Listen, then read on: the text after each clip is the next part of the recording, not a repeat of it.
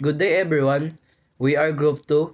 Today we'll be presenting our term paper on Petron Corporation, a comprehensive analysis of its strategic role in the Philippine oil industry. First of all, what is Petron Corporation? Petron Corporation is one of the leading energy companies in the Philippines. Operating in a highly competitive market, it needs to balance three priorities: efficiency, innovation, and meeting regulatory requirements. Established in 1933, Petron has a long story of adapting to shifting demands, including growing need for sustainability. Over the years, the company has built an international presence, solidifying its role as a key player in the energy sector. Why organization and management matter? Petron's success relies heavily on effective organization and management. To stay competitive, it responds quickly to market trends, whether through improving processes, adopting advanced technologies, or ensuring high product quality. The company invests heavily in research and development, which not only keeps its operation efficient, but also aligns them with environmental standards. This proactive approach makes Petrons a trusted name in the industry, while helping it remain environmentally responsible. Purpose and objectives of the paper. The purpose of this paper is to analyze how veteran organizational structure and management practices contribute to its success. We focus on the three key areas. 1. Veteran strategies in market research, operational improvements, and supply chain management. 2.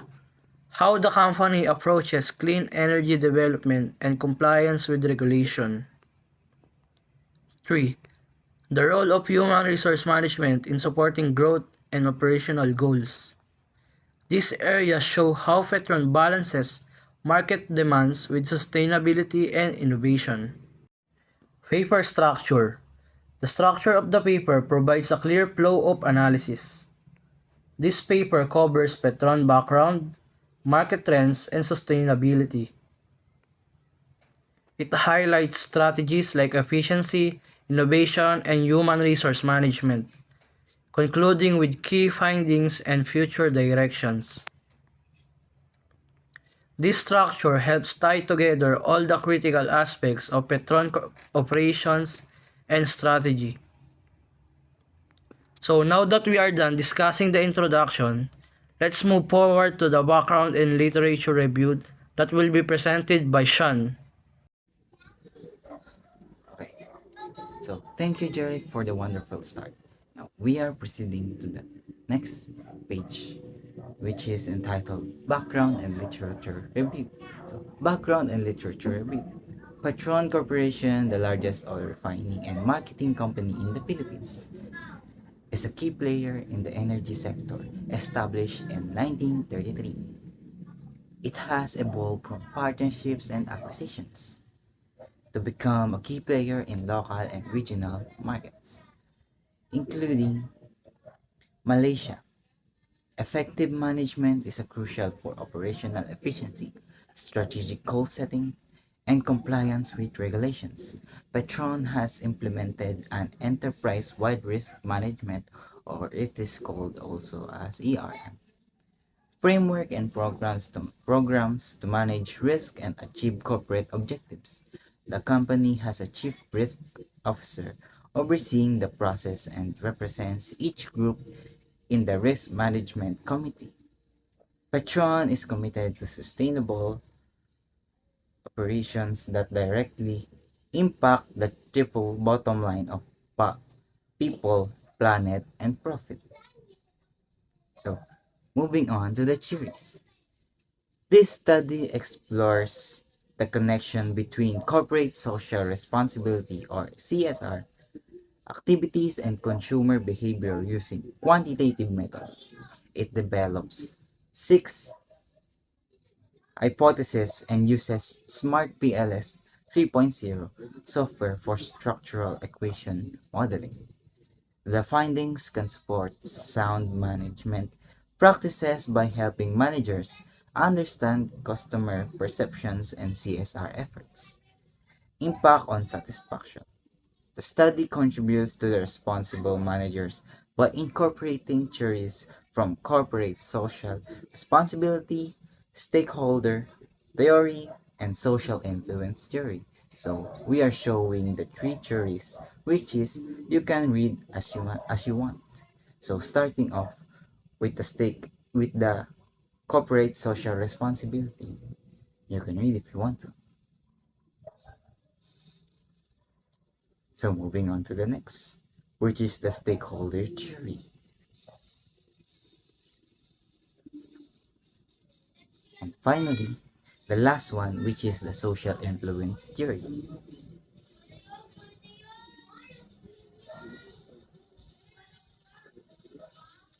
So moving on to the literature reviews, starting off with fuel retail from firm versus market. So fuel retailing involves selling fuels to the public through the market, with oil companies acting as the wholesalers. The optimal number of stations, location, and prices are determined by market, supply, and demand. The shift from the market to a dedicated fuel retail station fits the economic functions of the retail firm. So, moving on to the next, which is vertical integration and asset specificity. The fuel retailing sector began in the USA and UK with independent entrepreneurs setting stations by 1926. Most urban cities had company cooperated stations, allowing refiners to improve quality and establish brands. Transaction cost concepts suggest saving marketing costs through organization and resource management. So, moving to the third one, which is vertical integration and dealership agreement. North America's fuel retailing sector is dominated by independent dealers, offering multi-fuel brands and setting prices. Oil companies concerned about branding and price control financially assist these dealers and assign parts of stations to them, resulting in dealer-owned station in Southeast Asia. So last one, and the fourth one of our literature review is institutional environment and organizational structure. Institutions impact organization structure in various ways, such as partnering multinational firms to mitigate political hazards, separating local firms into national and independent ones, increasing interorganizational trust and using trust in small communities to mitigate risk events. Equity joint venture structures can also help in countries with weak intellectual property protection. So that's all, and thank you. So I'll give the floor to Mr. Leonard Capistrano discussing organizational structure of Petron Corporation. Analyze of industrial organization, Petron Corporation. Now we will see the org chart of the Petron Corporation. The organizational chart of Petron Corporation outlines the company hierarchy, showcasing the structure of leadership and the distribution of responsibilities across various departments and functions. It reflects the relationship and reporting lines within the organization. President or CEO reports to the board and oversees the overall management of the company, ensuring that organization meets its objectives. Board of Directors. At the top of the chart, this body is responsible for overseeing corporate governance and setting strategic direction. Organizational structure. Functional structure with specialized department such as marketing, operations, HR, legal and compliance. Supports large-scale operations in the Philippines and Malaysia.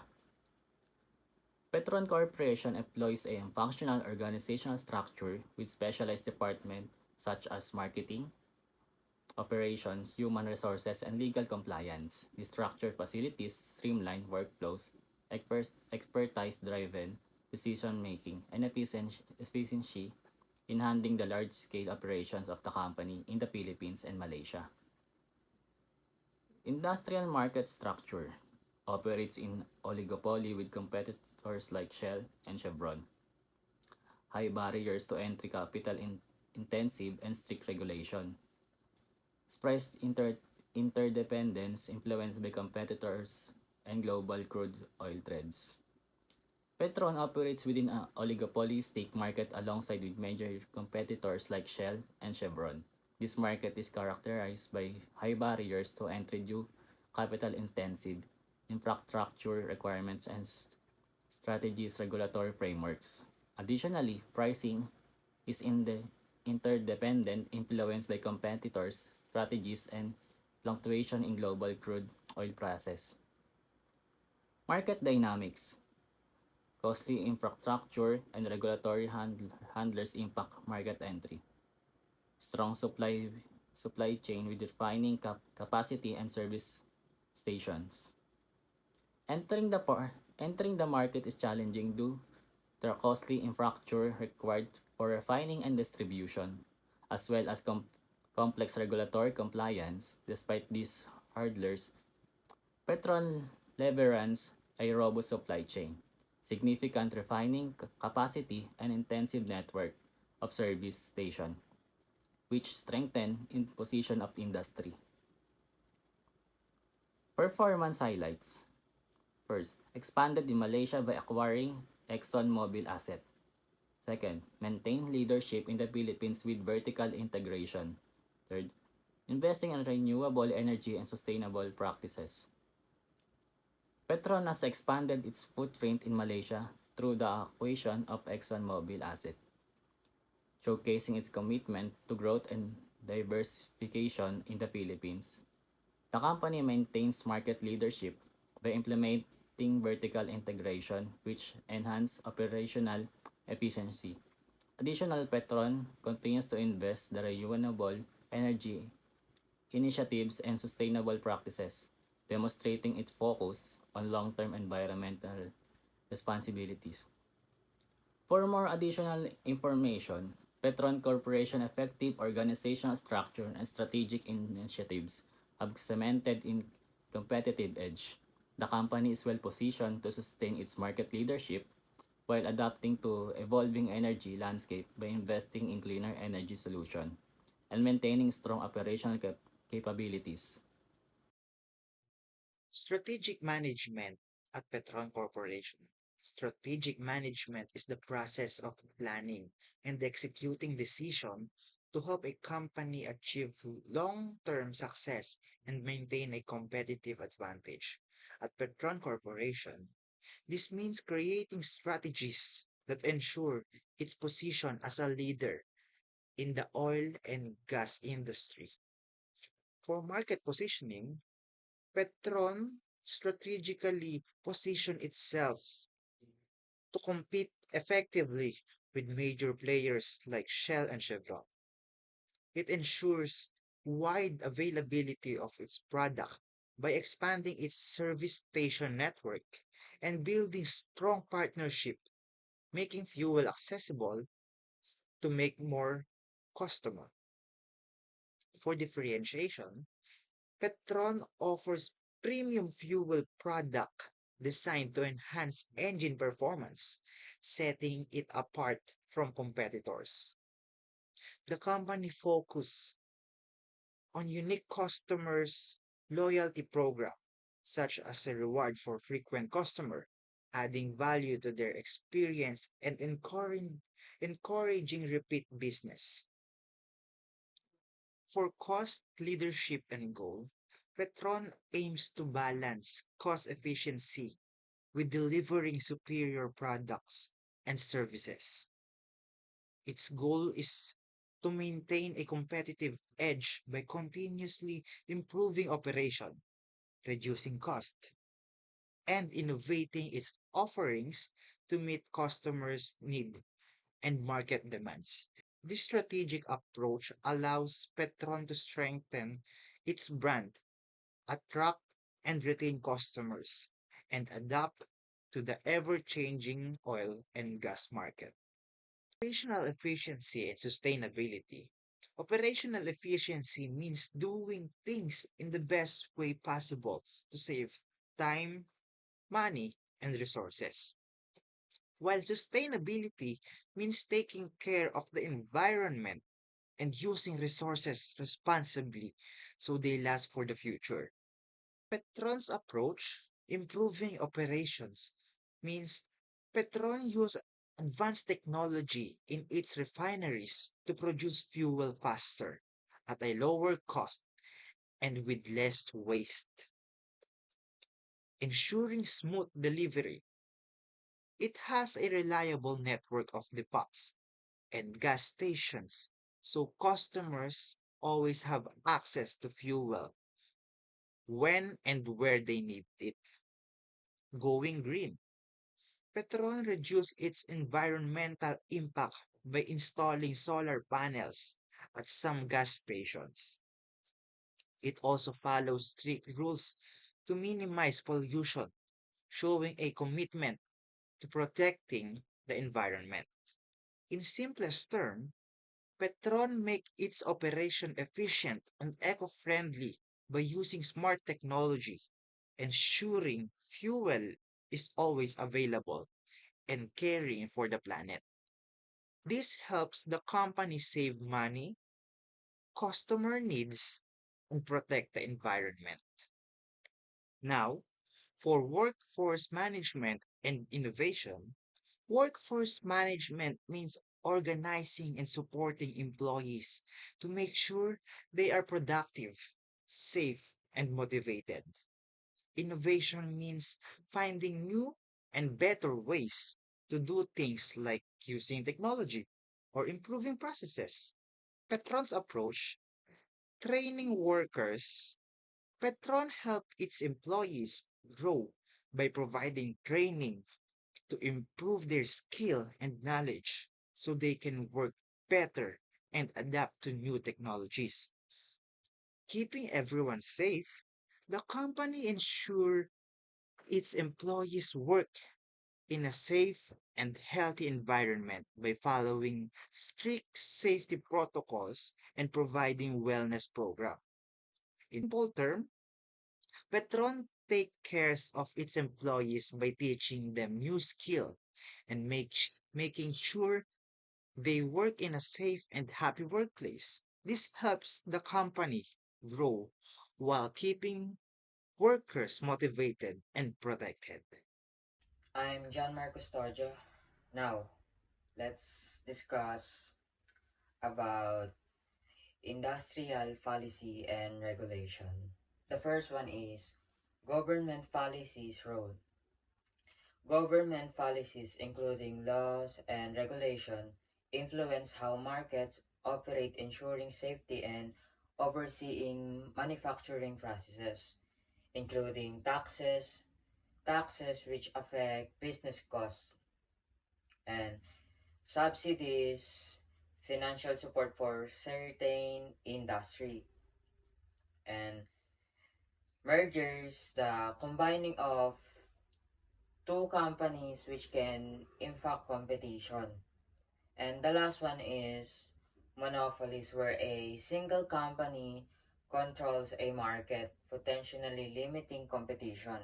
Parang lilimitahan lang po nila yung paglalaban-laban po ng ah magkakaibang company po. And yung number 2 naman po is competition regulation framework. So, competition regulation framework are rules designed to maintain fairness in the market para po walang lamangan pagdating din po sa presyo na parang ano po, tawag dito, hindi po sila nanlalamang. Ganun po. These rules focus on ensuring fair pricing, market transparency, and preventing prices that could reduce competition, such as price fixing or monopolistic behaviors. And the last one is trade policies and globalization. Globalization refers to the increased integration of markets worldwide. Trade policies such as tariffs and trade agreements affect the exchange of goods and services across borders. Globalization encourages competition and creates new markets, influencing factors like supply chains, investment, and pricing. That's all. Thank you. Thank you, MJ. So, moving on to the next topic, which is the challenges. So, the challenges facing by Petron Corporation. This paper examines the impact of corporate advertising on youth purchasing behaviors, on petrol brands, on social media platforms like Facebook, Twitter, and YouTube. The research reveals that geography, parental influence, and cashback significantly influence youth purchasing behaviors. To better connect with potential customers, Petron should focus on low advertising exposure, product online advertising, and high quality content video production. The findings can guide Petron in creating more effective corporate advertisements. So, moving on to the next, which is the opportunities will be discussed by Leonard. Opportunities for growth. First, digital transformation. Use data analytics and IoT for efficient operation. Engage youth through targeted social media campaigns. Leveraging data analytic and the Internet of Things can optimize operation efficiency by streamlining processes, enhancing decision making, and minimizing resource waste. Targeted social media campaigns can further engage younger demographics by providing tailored content, fostering brand loyal, and increasing awareness among tech-savvy audience. Sustainability. Invest in renewable energy and eco-friendly products. Adopt sustainable supply chain practices. Investing in renewable energy sources and developing eco-friendly products demonstrate a commitment to environmental responsibilities, which is aligned with global sustainability goals. Additionally, adopting sustainable supply chain practice reduce environmental impact, improves resources utilization, enhance the organization reputation among environmental conscious consumers. Customization, lands loyalty programs, and personal service for youth. Introducing loyalty programs and personalized service can attract and retain youth by offering tailored solutions that meet their unique preference and needs.